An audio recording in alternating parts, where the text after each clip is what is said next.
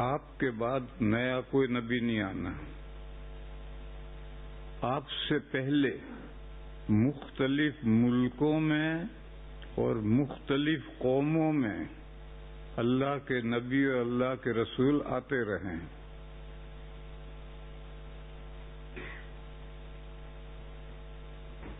بنی اسرائیل میں تو بہت انبیاء آئے ہیں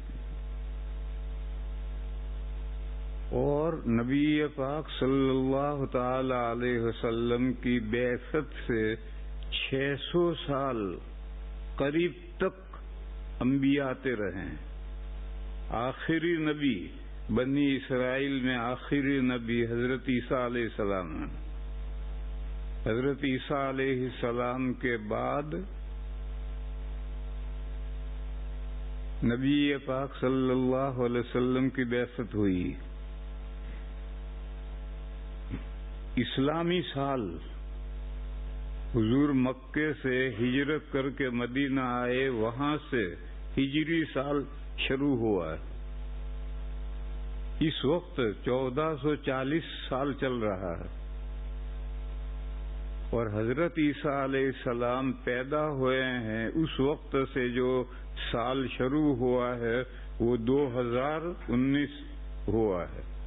تو 2019 اور 1440 ان کے درمیان میں جتنا تفاوت ہے اتنا تفاوت ہے حضور عیسیٰ علیہ السلام کی بعثت اور حضور کی تشریف آوری میں.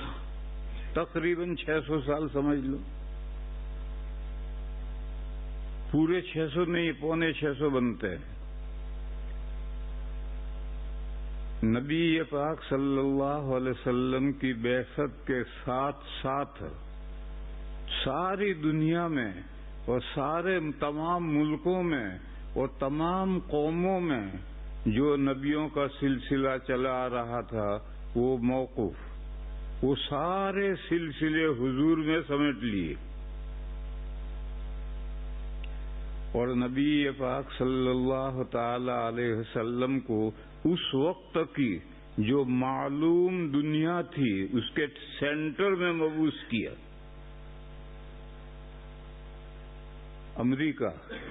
امریکہ تو دریافت نہیں ہوا تھا، وہاں آبادی تو تھی. یہ ریڈ انڈین پہلے سے وہاں آباد تھے، کب سے وہ آباد تھے معلوم نہیں، کب سے آباد تھے. لیکن کولمبس وہاں پہنچا تب پتا چلا کہ یہ بھی ایک بر اعظم ہے، بس وہ تو دریافت ہوا نہیں تھا. اس کے علاوہ جو دنیا تھی، آباد دنیا تھی جس کو لوگ جانتے تھے، اس کے سینٹر میں نبی پاک صلی اللہ علیہ وسلم کی بعثت ہوئی. جزیرۃ العرب سے ساؤتھ میں دریا ہی دریا ہے، ادھر خشکی ہے ہی نہیں. اور نارتھ میں یہ سب یورپ پورا نارتھ میں آتا ہے اور ویسٹ میں پورا افریقہ آتا ہے اور ایسٹ میں سارا ایشیا آتا ہے. پر جزیرۃ العرب میں سے 3 آدمی اگر چلیں تو ایک جب ویسٹ میں افریقہ کے آخری کنارے پر پہنچے گا تو دوسرا ایشیا کے آخری کنارے پر پہنچے گا اور تیسرا نارتھ یعنی یورپ کے آخری کنارے تک پہنچے گا. ساؤتھ میں تو اب خشکی تھی ہی نہیں. تو ایک تو نبی پاک صلی اللہ تعالی علیہ وسلم کی بعثت کے لیے وہ جگہ منتخب کی گئی ہے جہاں سے ساری دنیا کے اندر اسلام کے دعات پہنچ سکتے ہیں. ایک وقت ہے کہ ادھر آخر تک پہنچا ہے، کہ ادھر آخر تک پہنچا ہے، کہ ادھر آخر تک پہنچا. پھر جزیرۃ العرب میں عرب تھے. یہ عرب قوم، حضرت مولانا محمد عمر صاحب رحمت اللہ علیہ فرمایا کرتے تھے کہ اسلام کی گاڑی کا پیٹرول عرب ہیں. ہم تو بغیر پیٹرول کی گاڑی دھکا دے کر چلا رہے ہیں. یہ بار بار حضرت فرماتے تھے. اسی لیے دشمنان اسلام کی پوری محنت مڈل ایسٹ پر ہے کہ وہ بیدار نہ ہوں. اگر وہ بیدار ہو گئے تو پھر اسلام کا پھیلنا دنیا کے اندر بہت آسان ہو جائے گا. اور جب تک وہ بیدار نہیں ہوں گے گاڑی چلے گی نہیں. بغیر پیٹرول کی گاڑی ہم لوگ تو دھکے دے دے کر چلاتے ہیں. ساری دنیا پر دشمنان اسلام محنتیں کر رہے ہیں لیکن برائے نام محنتیں کر رہے ہیں. اصل سارا زور ان کا مڈل ایسٹ پر ہے کہ ان عربوں کو بیدار نہ ہونے دو. دوسرا کام انہوں نے کیا کیا؟ عورتوں کی چوڑیاں مردوں کو پہنا دی. عورتوں کی چوڑیاں مردوں کو پہنا دی. اور جیسا لباس پہنو گے ایسے اثرات پیدا ہوں گے. لباس کے اچھے اثرات بھی پیدا ہوتے ہیں, برے اثرات بھی پیدا ہوتے ہیں. کہتے ہیں کہ فرعون اور موسیٰ علیہ السلام کے درمیان میں جو مقابلہ ہوا تھا اور فرعون نے سارے مصر کے جادوگروں کو اکٹھا کر کے مقابلہ کروایا تھا, اس میدان میں صرف جادوگر مسلمان ہو گئے اور کوئی مسلمان نہیں ہو. بنی اسرائیل تو مسلمان تھے ہی, فرعون اور قبطی ان میں سے کوئی مسلمان نہیں ہوا, صرف جادوگر مسلمان ہوئے. ایسا کیوں ہوا؟ کتابوں میں لکھا ہے کہ ایسا اس لیے ہوا کہ تمام جادوگر حضرت موسیٰ اور حضرت ہارون علیہم السلام جیسا لباس پہن کر آئے تھے, تو اس کی برکت سے ان کو ایمان مل گیا. تو لباس کے بھی اثرات پڑتے ہیں. یہ ان کا لباس پہن کر کیوں آئے تھے؟ ہاسپٹل میں جس کو داخل کرتے ہیں تو سارے کپڑے اتروا کر ہاسپٹل کے کپڑے پہنوا دیتے ہیں. یہ آج بھی قاعدہ ہے, ساری دنیا میں قاعدہ ہے کہ ہاسپٹل میں جو پہنچتا ہے تو کپڑے اتار کر کے ہاسپٹل کپڑے پہنو. خیر یہ تو انسانوں کا مسئلہ ہے. ایک مرتبہ لنکیشائر میں ہم سلوٹر ہاؤس دیکھنے گئے تو انہوں نے ہمیں وقت دیا تھا کہ 7:15 بجے آئیے ہو. تو ہم بولٹن سے گئے, برف پڑ رہی تھی اور سخت سردی تھی, ونٹر کا زمانہ تھا.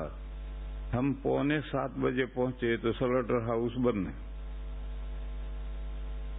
میں نے اپنے ساتھیوں سے کہا بھئی تم نے کیسا وقت لیا ہے, یا تو کارخانہ کھلا ہی نہیں. تو ساتھیوں نے کہا کبھی 7 بجے کھلے گا. چنانچہ 7 بجنے میں 5 منٹ باقی تھے اور سن دے کر ایک گاڑی آئی اور کھڑی ہوئی, اس نے کارخانہ تالا کھولا اور اندر سب کھول دیا. دوسری گاڑی آئی, تیسری گاڑی آئی, اور 7:05 پر انہوں نے ہمیں اپنا ڈریس بھیجا کہ یہ کپڑے پہن کر آ جاؤ. یعنی اوپر, اندر تو ہمارے کپڑے رہیں گے لیکن اوپر یہ کپڑے پہن کر آ جاؤ. یعنی ان سلوٹر ہاؤس کا جو ڈریس ہے وہ ڈریس اندر سے بھیجا انہوں نے ہمارے سب کے لیے کہ یہ ڈریس پہن کر کے آؤ. تو میں نے ان سے پوچھا کہ بھئی ہمیں اندر جا کر کام تھوڑی کرنا ہے, نوکری تھوڑی کرنی ہے, ذبح تھوڑی کرنے ہیں, ہم تو دیکھنے کے لیے آئے ہیں, ہم یہ لباس کیوں پہنے؟ تو اس نے مجھے جواب دیا, بہت معقول جواب دیا. اس نے کہا کہ آپ اندر آئیں گے تو جانوروں میں بھی گھومیں گے. یہاں گھیٹے بکرے سب بندھے ہوئے ہیں, سینکڑوں کی تعداد میں ہیں, ان میں بھی گھومیں گے. تو آپ کا لباس دیکھ کر ہمارے جانور ڈریں گے, بتکیں گے. اور ہمارے جیسا ہی لباس آپ نے پہن رکھا ہے تو جانوروں کو کوئی نئی بات معلوم نہیں ہوگی. تو بات سمجھ میں آیا ہے کہ جو لباس کا بھی اثر پڑتا ہے. اگر ہم یہ لباس پہن جائیں گے تو گھیٹے بکرے ڈریں گے, اور ان کا لباس پہن کر جائیں گے تو نہیں ڈریں گے. ان مثالوں سے معلوم ہوا کہ لباس کا ظاہر کا بھی اثر پڑتا ہے, دوسروں پر بھی اثر پڑتا ہے, اپنی طبیعت پر بھی اثر پڑتا ہے. حضرت موسیٰ علیہ السلام اور حضرت ہارون علیہ السلام دونوں کا لباس پہن کر جادوگر آئے تھے, تو ان کی طبیعتوں پر یہ اثر پڑا کہ موسیٰ علیہ السلام جب لاٹھی ڈالی اور وہ لاٹھی ان کے جادوؤں کو کھا گئی تو سارے کے سارے سجدے میں گر پڑے اور ایمان لائے. تو خود اپنے طبیعت پر بھی اثر پڑتا ہے اور دوسروں پر, جانوروں پر بھی اثر پڑتا ہے, تو دوسرے انسانوں پر کیوں اثر نہیں پڑے گا؟ اس لیے میرے بھائیوں, اسلامی لباس پہن کر مسجد میں آیا کرو. جاب پر جب جاتے ہو تو تمہیں جو لباس پہننا ہو پہنو, لیکن مسجد میں اللہ کے گھر میں آؤ تو نیک بندوں کا لباس پہن کر آؤ، اس کا طبیعتوں پر اثر پڑے گا، عبادت کرنے میں جی لگے گا۔ اور اگر آپ وہی لباس جو جاب کا لباس ہے وہی لباس پہن کر آئے اور ہاتھ میں موبائل بھی، بڑا موبائل بھی لے کر آئے اور تکبیر ہونے تک موبائل سے کھیلتے ہی رہے، تو طبیعت پر کیا اثر پڑے گا اس کا اندازہ خود ہی سمجھو۔